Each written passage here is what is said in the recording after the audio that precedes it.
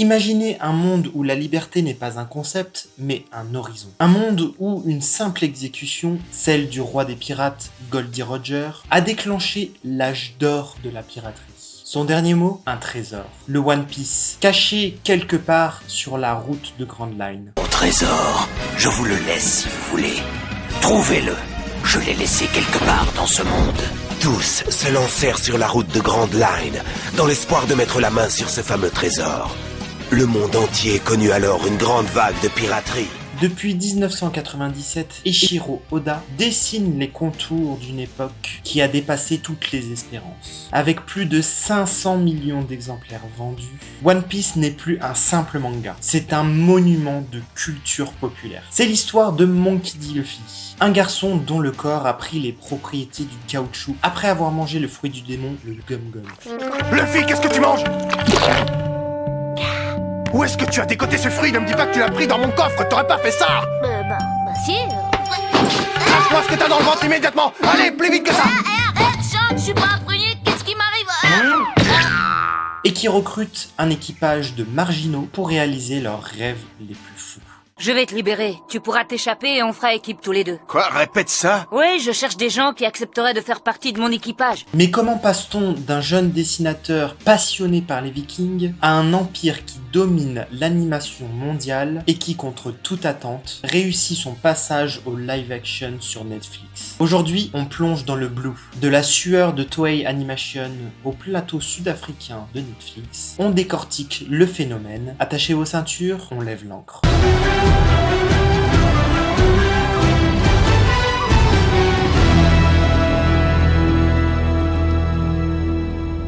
Tout commence avec un rejet. Avant d'être le succès que l'on connaît, le prototype de One Piece, baptisé Romance Dawn, a été peaufiné par Oda. Alors qu'il était assistant sur Kenshin le Vagabond, son idée, un pirate qui ne cherche pas l'or, mais qui cherche l'aventure. Le world building, une géographie unique, le cœur de One Piece. C'est son architecture mondiale. Oda a créé un globe divisé par un continent vertical unique, Red Line, et un courant marin horizontal, Grand Line, divisant le monde en 4 océans, East Blue, West Blue, South Blue et North Blue. Et pour devenir le roi des pirates, il faut traverser Grand Line, une mer où les boussoles s'affolent et où les lois de la physique ne s'appliquent pas. L'évolution de l'animé de 1999 à aujourd'hui, le saviez-vous? À ses débuts, Oda pensait que la série allait durer 5 ans, et nous sommes 27 ans plus tard. L'animé lancé en 1999 par Toei Animation est un témoin technique de l'histoire du Japon. L'ère classique, le format 4/3, les couleurs saturées et le trait rond d'Oda. C'était l'époque de la nostalgie pure.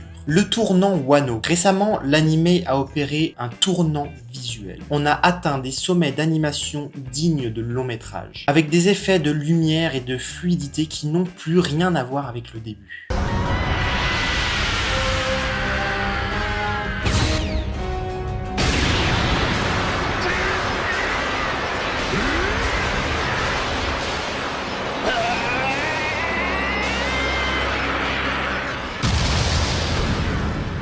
Mais l'animé a un défaut majeur, son rythme. Pour éviter de rattraper le manga, Toei Animation ralentit la cadence. On étire parfois un chapitre de 18 pages en un épisode de 20 minutes. Et c'est là que le live-action rentre en scène. Il propose une lecture plus resserrée, une sorte de condensé d'émotions qui va droit au but sans les longueurs interminables des épisodes de transition.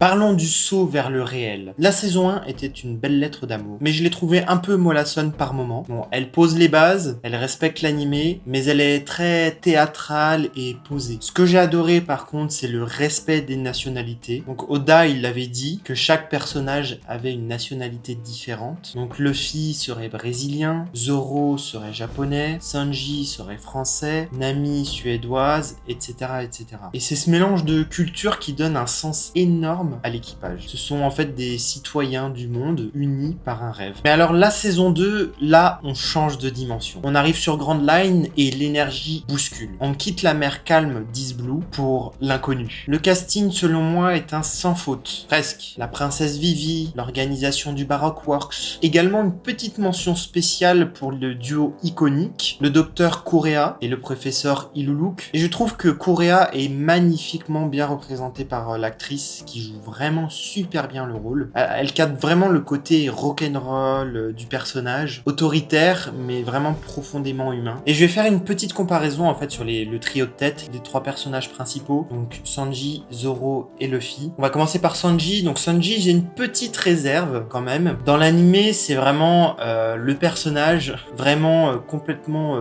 délirant quand il voit des filles. Il saigne du nez, ça devient une fontaine par exemple, et il tourne autour de lui-même. Dans le live action, il a plus un côté James Bond, galant, attentionné, mais beaucoup moins démesuré. C'est cohérent pour le côté réel, en effet, mais on perd un peu ce grain de folie un peu cartoonesque. Concernant Zoro, on est plus sur quelque chose de plus technique. Dans l'animé, il a vraiment son style de combat avec les 3 sabres, Santoryu, qui est vraiment sa signature permanente. Et dans le live action, on perd vraiment un peu ce côté de combat à 3 sabres, et on le voit vraiment que quelques fois utiliser son 3e sabre. On le voit beaucoup moins utiliser ce 3e sabre parce que techniquement, dans la réalité, c'est beaucoup moins simple de le faire que dans un animé. Donc tenir un sabre dans la bouche, effectivement, c'est pas très simple. Donc en effet, pour les puristes, ça manque un peu de piment, mais visuellement, ces duels au sabre unique sont percutants. Et enfin, Luffy, interprété par l'acteur Inaki Godoy, est vraiment une révélation, à mon sens, je trouve. Il a ce sourire qui mange le visage, et on voit que dans le live action, il est moins mis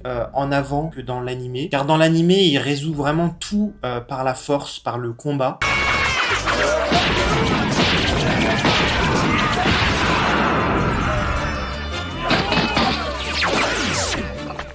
Alors que dans le live action, ici, on le voit davantage comme le leader qui inspire ses compagnons. Alors, prêt à rejoindre l'équipage pour ne rien rater de l'ascension vers Grand Line? Abonne-toi, active la cloche, ou sinon tu finiras comme un membre de Baroque Works, effacé de la carte.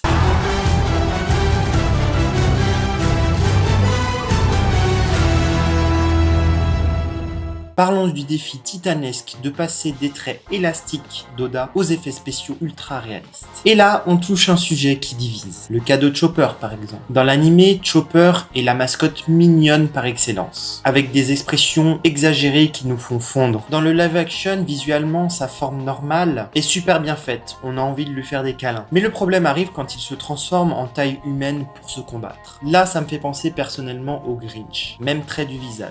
Il a un côté acteur dans un costume, ce qui est le cas bien évidemment, mais un peu rétro, un peu poilu, qui détonne totalement avec le reste du CGI. Et c'est audacieux quand même de la part de Netflix de ne pas avoir fait de 100% numérique de ce côté-là. Mais le résultat reste quand même assez étrange et assez perturbant par rapport à la fluidité si on compare à l'animé par exemple. Cela dit, ça reste tout à fait cohérent et malgré tout très bien fait. A l'inverse, parlons d'un personnage qui est une transformation, pour moi une réussite totale, Usopp. Dans l'animé, Usopp est une drama queen. Il fuit tout le temps, il hurle tout le temps, ses yeux sortent de leurs orbites. C'est drôle en dessin animé, mais ça aurait été insupportable en vrai. Le casting ici est incroyable. L'acteur incarne Usopp, c'est Usopp. Dans le live action, ils ont pris parti de le rendre plus digne. Il garde son côté menteur, ses histoires à dormir debout, mais il est bien plus courageux que dans l'animé. Il affronte les situations plus frontalement, ce qui le rend beaucoup plus attachant et beaucoup moins agaçant que dans les premiers épisodes du manga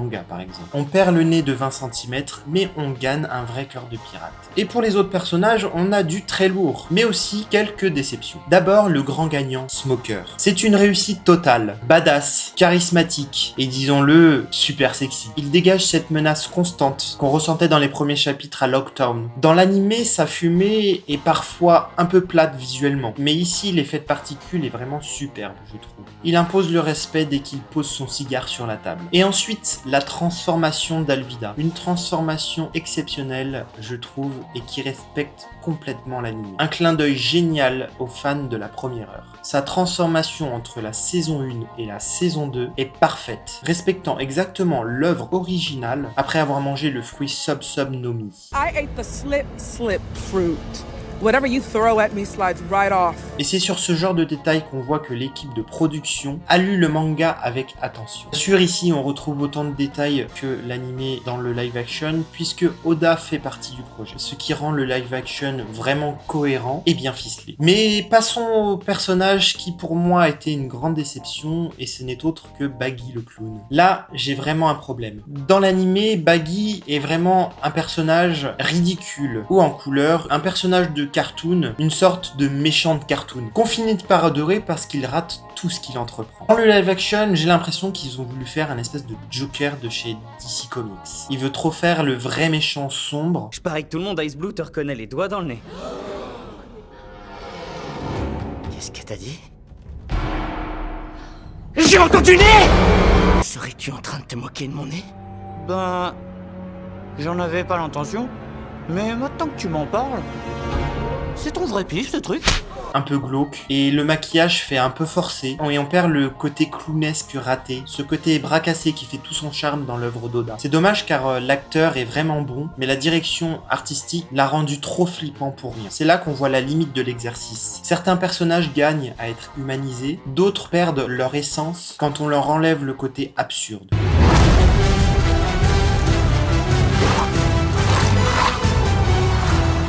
Le gros défi de Netflix, c'est de condenser des centaines d'épisodes en un épisode d'1 heure. Forcément, ça va vite. Parfois, beaucoup trop vite. Par rapport au rythme contemplatif de l'anime, qui prend le temps de poser chaque émotion pendant 3 épisodes. Mais voici le point positif. Les personnages sont plus vivants dans leurs nuances. Le fait d'avoir des acteurs réels permet des interactions inédites, plus subtiles. Dans l'anime, quand un personnage est triste, il pleure en cascade de larmes. C'est iconique, mais c'est du code. Dans le live action, on ressent des émotions plus brutes, plus ancrées, dans un simple regard ou dans des dialogues ajoutés qui approfondissent les liens entre les membres de l'équipage. Ça rapporte une dimension beaucoup plus humaine que le trait de crayon ne peut pas toujours transmettre de la même manière. On ne regarde plus simplement un dessin s'agiter, on suit la vie de personnes qui ont tout quitté pour une quête impossible.